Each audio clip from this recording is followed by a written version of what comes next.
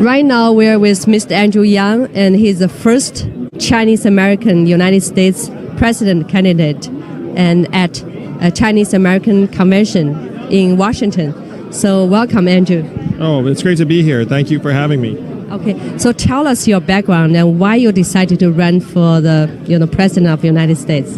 Well, I'm a serial entrepreneur who's worked in technology and business for a number of years. And right now, America is going through one of the greatest economic and technological transitions in human history, where technology is changing the American economy in ways that's making labor less and less central.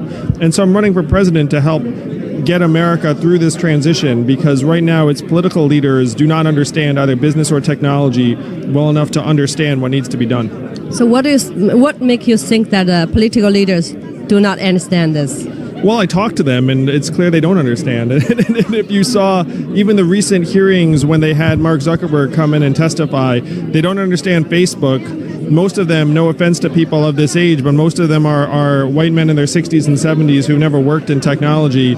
And so the native understanding among our political class here in the United States is quite low. I watched that TV about Mark Zuckerberg. So what if you were the president of the United States, and what would you do? Well, the first thing that the United States has to do is it has to start trying to focus its economy in different ways, because right now GDP is going to keep going up, but more and more Americans are going to get left behind as we automate away truck driving jobs, retail jobs, call center jobs, and on through the economy. So we need to have different measurements for the economy, and then we need to harness some of the innovation in Silicon Valley with artificial intelligence and distribute that value quickly and broadly to the American people, so that people can more effectively make transitions and we can make the labor market more dynamic. So you were born in the 1975. Yes, that's right. Well, you are really young. So what has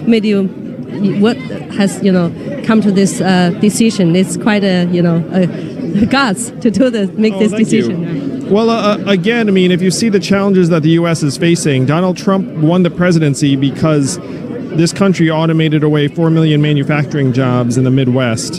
And we're about to do the same thing to other categories of workers. So it's not about my age. It's about who understands the technology and business issues that are going to be tearing American society apart in the coming years.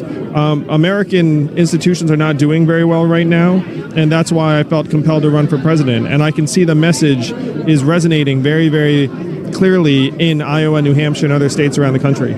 So what if you won and become the first Chinese president of the United States, and what changes you're going to make?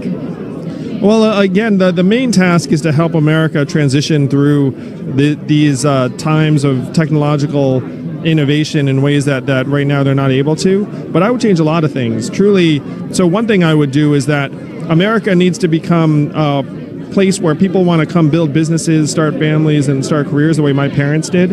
And so I would staple a green card to the diploma of every international student, including every Chinese student who comes to the States to study, because it doesn't make sense for America to educate and train people who will then go back to other parts of the world to start companies that are going to end up creating jobs and creating growth. So we need to do a lot of things differently here in the United States. But for now, President Donald Trump said that all Chinese students are spies. What do you say about this? I know many Chinese people, and as far as I can tell, most everyone's coming to the States to study, to learn, to try and advance themselves and create economic opportunities the same way my parents did. So I have a very, very different point of view than President Trump does on most things.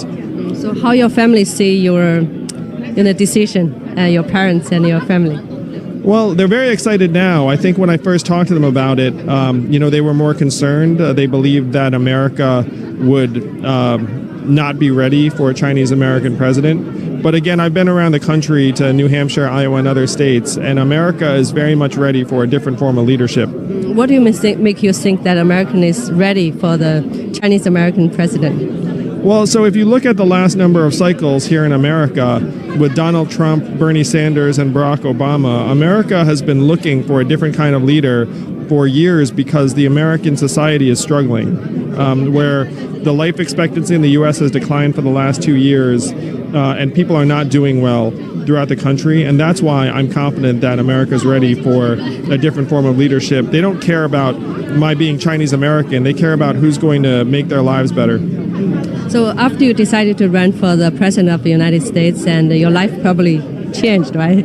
So what is the biggest challenge for you? I mean, the biggest challenge is being on the road so much away from my family because I have 2 young children, 2 boys who are 6 and 3. So I miss them a lot.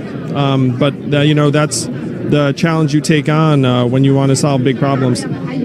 You have 2 young kids, and what do you see that their future in the next 10 or even 20 years later? And can you just imagine what kind of country or what kind of community they should live in? Well, that's exactly why I'm running for president, because if you look at what's going to happen in the United States over the next 10 to 20 years, many of the changes are going to be very, very bad, and they're going to be bad for my kids, your kids, everyone's kids. And so that's why I'm running, to try and make it so that America is still a place we're excited to raise our children in.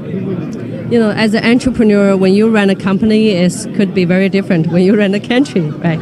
So what's your background and can benefit for you to be a president? Well, I've built amazing teams that have created thousands of jobs around the country, and I think that is what the U.S. government needs. It is a very different process. We're not going to be able to do the same types of things that you can do in a corporate environment where you have a lot more freedom, but I believe I have the right values and priorities and orientation to get a lot done. You mentioned about you have the right values, so what is your value? Well, my value is to try and improve the lives of everyday Americans, and right now the lives of everyday Americans are not trending in the right direction, and our government has been asleep at the switch in addressing these challenges for several decades.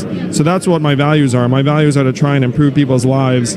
Our slogan is humanity first. We have to build a society that actually values humanity instead of capital efficiency. Okay, so our interview is called Innovation Dialogue. So what is your definition for innovation in 1 or 2 sentences? Well, innovation is trying to solve a problem in a new way, and that's what America needs. America needs leadership in a government that's going to try and solve these problems in new ways. Okay. We're looking forward to this new way. Thank you. Thank you very much. Thank you.